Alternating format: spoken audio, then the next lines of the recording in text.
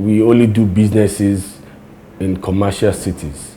We don't go into rural areas. We don't go into rural communities. We don't do business with backyard poultry farmers. We're only concerned with farms that had that were big. We're not doing all these small businesses. We left that to our big distributors to handle all those small communities. But when MAID came up, ourselves with our big distributors, we went into those rural communities. We developed village level dealers. We developed vaccinators in those areas. So the business with MAID actually expanded our horizon in those rural centers. How we were working before was that we didn't want to talk to too many people. So our products leave Lagos and go to major distributors, principally in the cities and the state capitals, Warri, Benin, Port Harcourt, Uyo, Akure, and like that. And whatever they did with the products were none of our business, as long as they sell. So we were not seeing what was happening at the bottom, and we were not bothered. So, but with the MAID intervention, we now had to look below the top, and then that was what was different. That also was the case with several other parts of the country.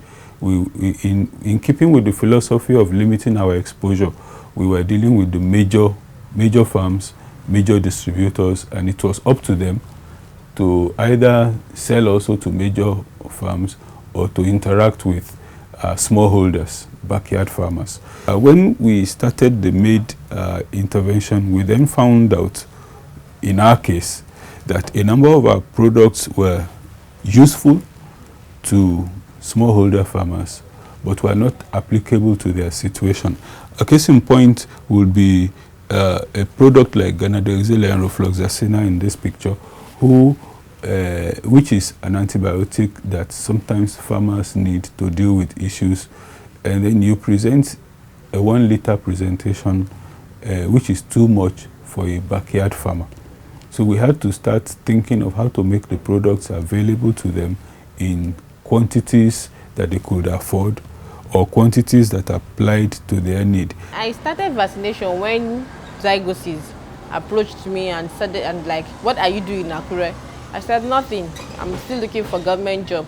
And she was like, you can do vaccination. I said, yes. Okay, why don't you get a place and start? I said, if I get a place, will you equip me? And he said, yes. And that was how I got a place. I got a single shop here.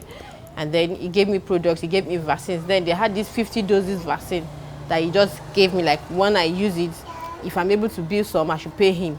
And that was how we started. And 80% of farmers in Ondo State, they are backyard farmers. And so when I tell them that and everybody knows the minimum vaccine you see is 100 doses, and you have farmers that have 10, 15. Like, okay, I have 50 doses of vaccine and it's thermostable. Can I administer it for you free of charge? And I'm like, okay, if it is free, why not? And so I'll go there, I'll administer the vaccine, and then they see that there's difference when they vaccinate and when they don't vaccinate. And so that way, and of course, you know, people will always refer when you do them good. So they will tell their other neighbor, like, so where? And so that was that I started getting clients. Then I do the business alone. Now, I dare not try it. I have about 4 staff now. That's to show you the workload that we have now.